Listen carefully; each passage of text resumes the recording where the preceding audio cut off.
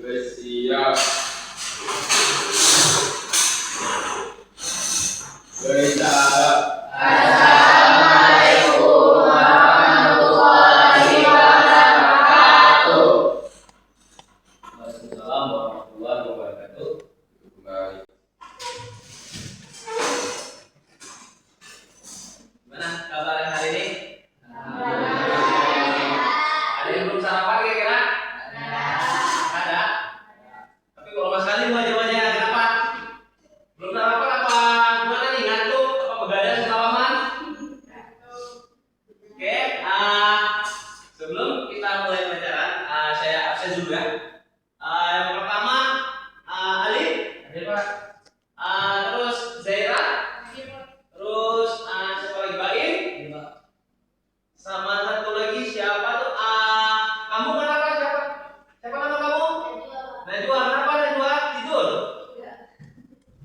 Oke, sebelum kita masuk hari ini ke materi ini, kita akan coba flashback materi sebelumnya.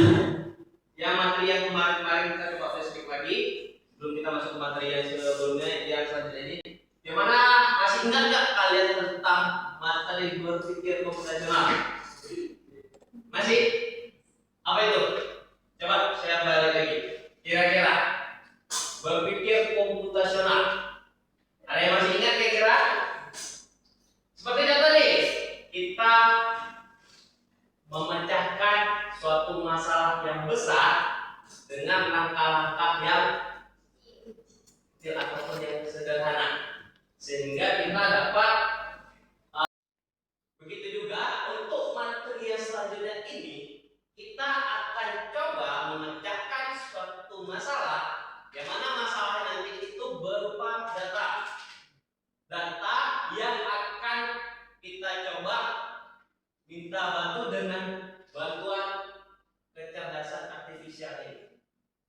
Ya, hari ini nanti, yang mana hari ini topik selanjutnya itu menganalisa data dengan kolaborasi perangkat kecerdasan artifisial ataupun yang sering disebut itu AI ataupun robot. Cuma robot di sini beda, bukan robot sungguhan dengan yang jalan baterai, enggak. Robot di sini robot dengan otak manusia yang dimasukkan ke dalam sistem. Ya. Selanjutnya, tujuannya akan kita pelajari tentang hari ini, bagaimana peserta dapat menjelaskan konsep dasar cara menganalisa data dalam peran kecerdasan artifisial. Yang kedua, peserta didik mampu menggunakan perangkat KA seperti contoh nih, yang kalian ketahui apa perangkat KA? ChatGPT. Selanjutnya apa lagi? Gigi. Selanjutnya? AI. Seperti itu. Cuma di sini saya ada satu sampel aja, yang mana kita akan memakai penggunaan perangkat KA itu ChatGPT. Ya. Dan selanjutnya, nanti peserta kalian ini bisa membandingkan hasil dengan AI dengan hasil manual, agar apapun yang dihasilkan dengan AI nanti kalian harus menelaah lagi ataupun membaca lagi apakah itu benar, apakah itu salah. Jadi jangan hasil yang didapatkan dari AI kalian tulis mentah-mentah, jangan. Karena fungsi AI itu hanya membantu, bukan sepenuhnya dia membantu meringankan beban pekerjaan kita. Tapi jangan 100% kita percaya, ya. Baik. Di sini saya coba memaparkan contoh cara penggunaan aplikasi KA yang membantu menganalisa data. Contoh di sini saya menggunakan ChatGPT, yang mana itu secara online. Selanjutnya,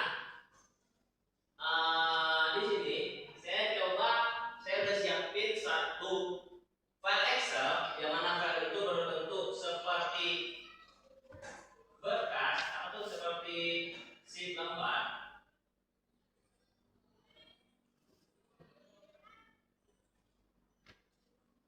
Seperti ini, nampak yang di belakang? Nampak? Ada yang nampak kira-kira?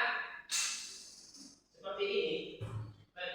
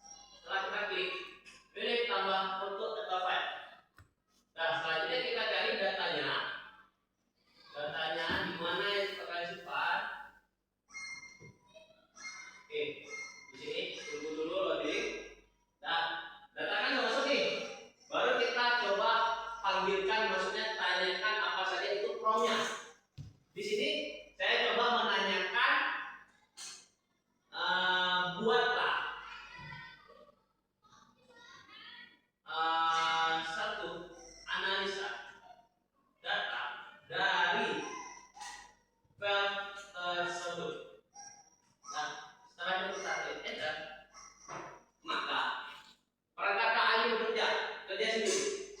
Kita tunggu beberapa saat sampai dia berhenti. Ini bekerja terus. Kita tunggu nih. Ini jawabannya. Dan data tersebut merupakan data ujian, yang mana dari ujian 1 nilainya paling tinggi 75, ujian 2 75, ujian 3 rata-rata 8. Nah, dan maksud itu nilai paling tinggi lagi dari ujian 1 88, ujian 2 85, ujian 3 90. Nah, itu statistik dari hasil nilainya. Terus yang kedua, yang didapatkan dari PKKA, yang dihasilkan dari PKKA, yang pertama nilai-nilai rata-rata posiswanya. Dari yang paling tertinggi itu Andi sampai terendah itu Dewi. Nah, selanjutnya rata-rata perujian, ujian yang paling banyak nilainya itu rata-ratanya itu yang pertama, ujian pertama itu 75,8, ujian kedua 75,0, dan ujian ketiga 78,8 atau nilai rata-rata tertinggi. Jadi dari hasil analisanya bahwa Citra memiliki performa terbaik, sementara Budi perlu mendapatkan perhatian lebih. Dan ujian ketiga cenderung lebih tinggi dibanding ujian lain. Ini hasil KA. Tapi coba kita bandingkan, kita lihat dengan data yang sudah saya buat tadi. Kira-kira menurut kalian, apakah hasil analisis KA itu sama nggak kira-kira? Benar nggak kira-kira dengan hasil atau tabel yang sudah saya buat ini? Menurut kalian gimana? Coba tanya angkat tangan aja, coba. Kira-kira, coba. Kira-kira menurut kalian nih? Betul, Pak. Betul. Betul dari segi mananya? Dari segi nilainya. Nilainya. Kita lihat lagi ya, contoh. Yang pertama Andi. Andi nilai ujian pertama 78, ujian kedua 80, dan ujian ketiga 85. Kita lihat dulu nilai Andi. Andi mendapatkan nilai 81,0. Apakah benar? Kita lihat nilai rata-ratanya. Di sini 80. Yang kedua, Budi 65,0. Apakah ada 65? Ada. Yang ketiga, Citra 87,7. Nilai tertingginya. Apakah ada? 87,7. Ini 88 udah digenapin ke 87,7 itu udah digenapin menjadi 88. Ya.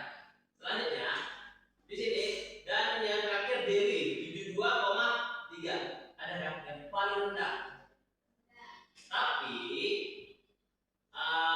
di sini selanjutnya nilai ujian 1 rata-rata 75,8. Ada ujian 1 75,8. Makanya itu saya bilang tadi hasil yang kita dapatkan dari analisis KA dengan hasil manual kita itu harus kita telaah lagi. Jangan langsung mentah-mentah kita ambil, kita share bahan itu ke publik, yang ada nanti kita itu merasa salah. Ya, jadi hasilnya ini kita ambil, cuma kita baca lagi dengan hasil manual kita. Jadi apa yang salah, apa yang kurang kita tambahkan dengan hasil manual dari kita. Ini hanya membantu, cuma tidak menyelesaikan penuh.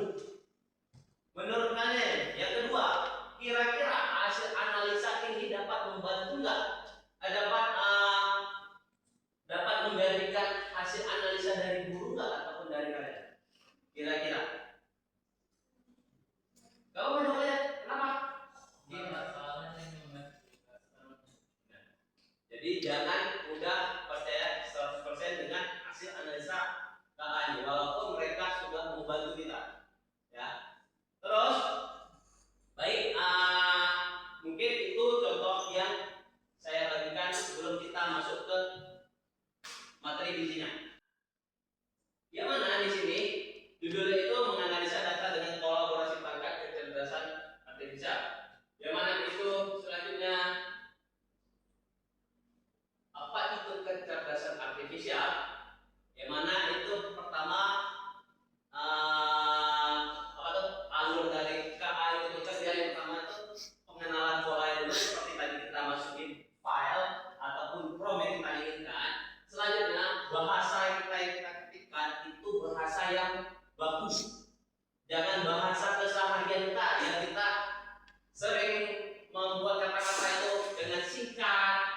dengan yang sikit itu jangan. Karena kecerdasan buat artificial itu tidak mengerti kata-kata yang seperti itu. Yang selanjutnya buat prediksi. Prediksi itu hasil yang akan dihasilkan. Dan selanjutnya itu analisis dan keputusan. Itulah dari prompt itu kita ketik, maka dihasilkanlah suatu bentuk hasil analisa dari suatu file yang kita buat. Oke, yang selanjutnya itu penerapan AI dalam kehidupan sehari-hari. Itu seperti contoh tadi dalam menganalisa data, pendidikan, hiburan, itu lengkap. Ya. Selanjutnya aplikasi AI yang saya gunakan itu ChatGPT yang sudah saya paparkan tadi. Dia dapat banyak fungsinya. Yang pertama menjelaskan data dengan bahasa alamiah, bahasa yang sudah dimasukkan ke dalam sistem. Yang kedua, dapat menyimpulkan data kompleks seperti yang apapun yang kita minta akan diibaratkan seperti jin lah ya. Jin kita gosok-gosok, saya ingin minta kabulkan permintaan saya, seperti itulah. Cuman kekurangan ChatGPT ini, dia ketika memang dia tidak bisa membantu, dia akan memberitahukannya bahwasanya batasannya hanya sampai seperti itu. Misalnya kita meminta video nih, video A misalnya, video kita coba membuat video orang lagi berlari ataupun apa, dia otomatis kalau memang ChatGPT ini tidak mampu, dia akan langsung menginformasikan di situ bahwasanya saya tidak bisa menampilkan hasil yang Anda inginkan. Nah, selanjutnya keunggulan ChatGPT, dia kita nggak perlu ngoding ribet, nggak perlu, karena udah online, kita dapat mengakses di mana saja, tetapi harus menggunakan internet. Yang kedua, penjelasan bahasanya. Mungkin ada sebagian contoh nih seperti aplikasi lain DeepSeek nih. DeepSeek mungkin jarang yang saya pakai ya. Bahasanya kadang-kadang ada campuran karena dia dari Cina kalau nggak salah. Karena yang banyak sering digunakan di Indonesia ini adalah ChatGPT. Karena bahasanya itu yang sering memang bahasa Indonesia kali lah. Yang selanjutnya aksesibilitasnya universal, bisa dipakai dimanapun, di HP manapun bisa, iPhone, Android bisa. Terus integrasi fleksibel, dia bisa seperti contoh tadi memasukkan data file Excel, data Word, data gambar, apapun itu. Selanjutnya, langkah-langkahnya mungkin seperti tadi udah saya paparkan. Kita login, kita masuk menggunakan email Google. Selanjutnya kita berikan perintah prompt yang kalian inginkan dan dapatkan outputnya akurat, walaupun enggak 100% akurat, tetapi harus kita telaah lagi. Nah, seperti contoh tadi, data mentah yang Andi sampai Dewi itu kita masukkan di contoh alurnya lah, contoh alur yang tadi sudah saya paparkan dengan menggunakan ChatGPT, dan outputnya nanti kayak tadi berupa tabel rata-rata, daftar siswa ataupun saran tindak lanjut ada.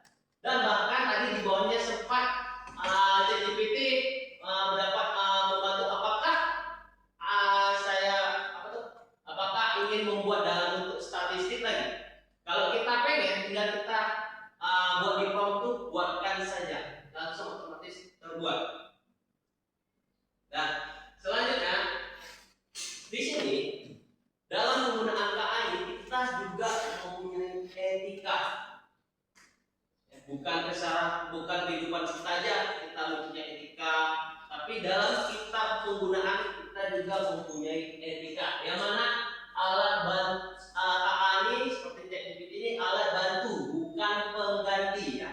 Alat membantu kita, bukan kita harus 100% kita harus pakai itu, yang lain nggak usah. Yang kedua, sertakan sumber.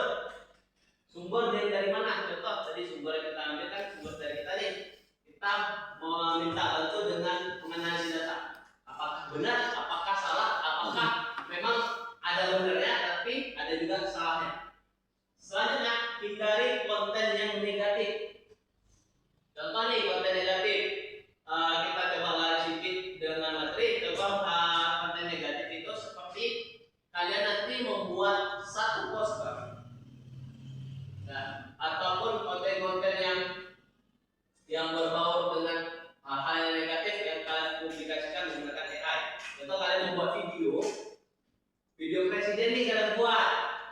kalian buat kata-kata yang tidak benar, habis itu kalian posting. Itu udah termasuk etika.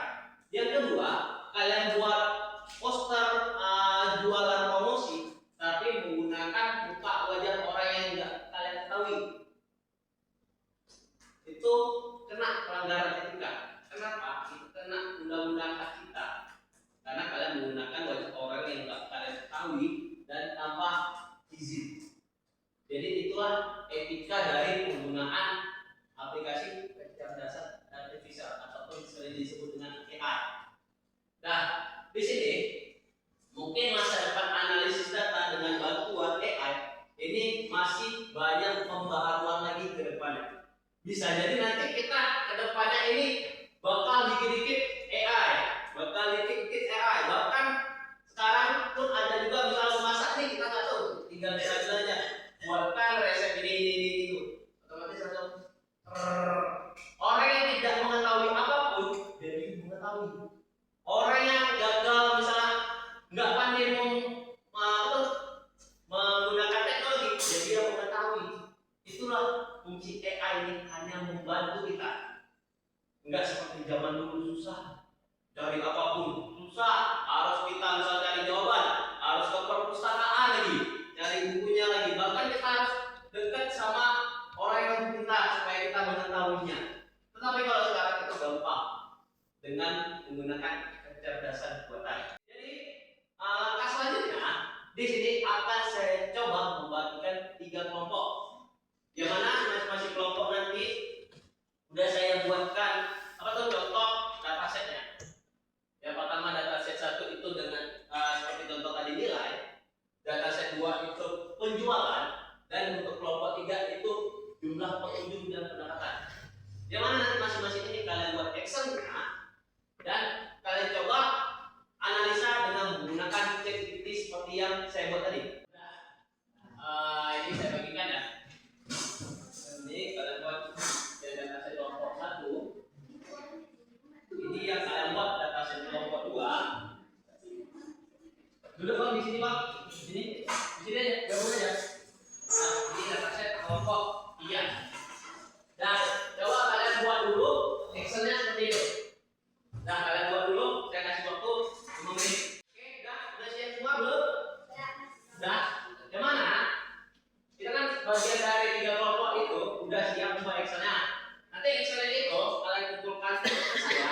Nanti dari perwakilan masing-masing kelompok mempresentasikan hasil analisa di menggunakan ChatGPT secara langsung.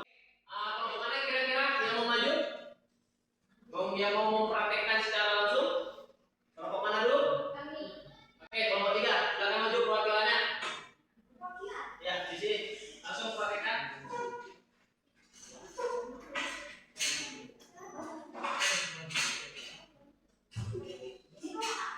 Ya, boleh Pak. Perwakilannya. Ini kita mulai dari awal. Perwakilannya ya. Nah, Pertama, masuk IPA ya.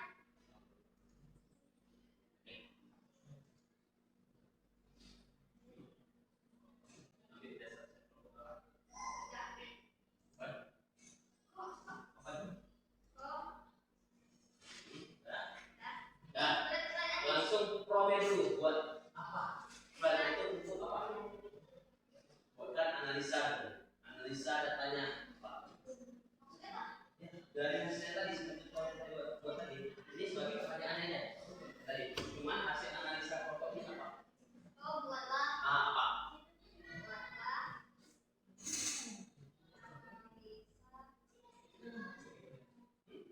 Analisa dari apa? Data apa? Ini bahasa yang baku ya. Tapi kan ini bahasa yang baku.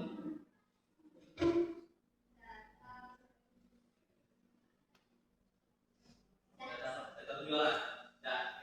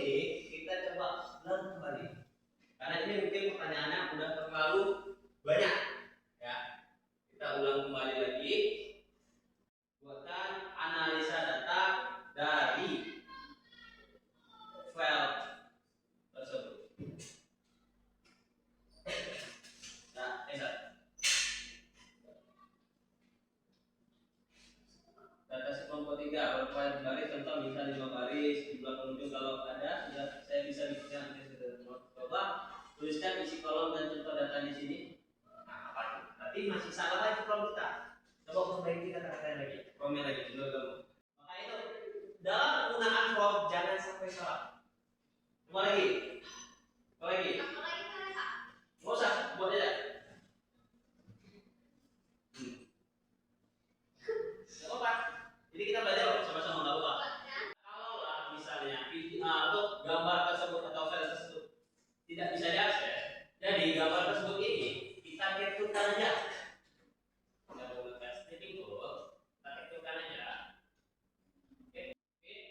Nah, jadi kalau ketika tadi misalnya ChatGPT belum bisa menganalisa file tersebut, maka file itu coba kita ganti dengan menggunakan gambar. Kita buka file yang tadi, selanjutnya kita capture-kan. Nah, setelah udah capture kita Ctrl C aja dari keyboardnya. Langsung kita pastekan di sini. Ctrl V. Nah, ini kan udah langsung kita suruh buatkan analisa data hasil dari gambar tersebut. Kita coba nih problem ini. Kira-kira sesuai nggak hasilnya dengan problem kita pakai? Kalau sesuai, dia maka seperti ini. Jumlah pengunjungnya. Kita lihat Maret ini satu contoh poin aja jumlah pengunjung kita lihat. Benar nggak hasil analisisnya? Yang pertama jumlah pengunjung Februari mengalami penurunan menjadi 280 pengunjung terendah periode ini. Kira-kira benar nggak? Nah, yang kedua setelah itu menjadi tren kenaikan konsisten. Maret menjadi 350 dan April naik lagi menjadi 400. Betul? Nah, jadi kesimpulan pemanggilan prompt itu harus tepat dan penguploadan file itu pun harus tepat. Ketika kalau file itu nggak terbaca, kita ganti dengan menggunakan gambar. Nah, itu hasil dari kelompok 3. Tepuk tangan untuk kelompok 3. Nah, kelompok 1 sama 2 udah coba mempraktekannya. Udah coba lu praktekkan, saya kasih waktu 5 menit. Saya kasih waktu 5 menit.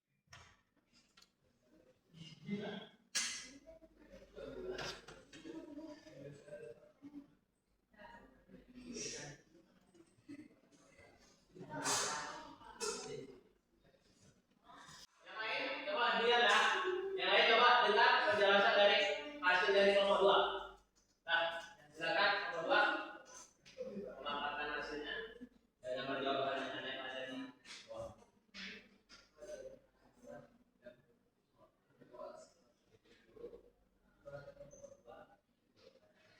Assalamualaikum warahmatullahi wabarakatuh. Kami dari kelompok 2 akan mempresentasikan analisis dari ChatGPT. Jadi pertanyaan pertama adalah informasi yang didapatkan dari data akses. Jadi informasi yang terpenting ini adalah kita diperlihatkan mana yang lebih unggul dari hasil pendapatannya maupun penjualannya atau dari keuntungannya tersebut.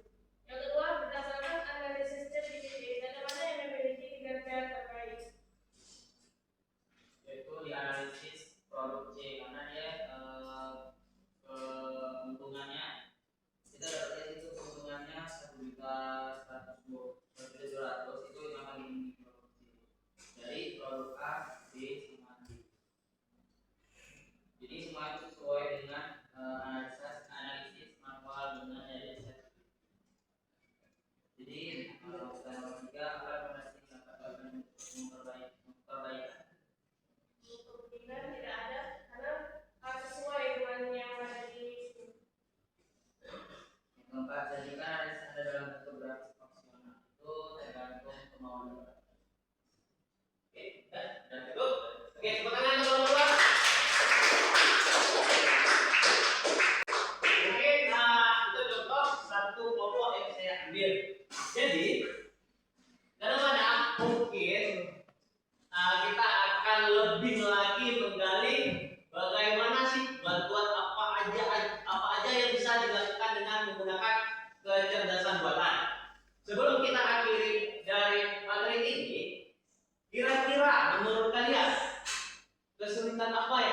kalian hadapi dengan materi ini? Kira-kira menurut kalian, coba tunjuk tangan, kira-kira apa kesulitan apa yang kalian hadapi? Apa tuh kira-kira? Kata-katanya tuh harus baku, harus Nah. jelas. Selanjutnya, ada lagi masukan supaya teman-teman kalian mendengar. Kalau nggak jelas saya nggak kuat. Oke, itulah kesulitan hari ini. Mungkin kita harus banyak perbaiki kata-kata kita, karena kita misalnya ini ngomong nih asal aja, yang mana kata-kata kita tuh banyak yang tidak baku. Termasuk saya juga mungkin ada cara pembicaraannya mungkin masih ada yang kurang bagus. Nah, yang kedua, hal yang menarik apa yang kalian dapatkan di materi ini? Dapat membantu dalam segi apa?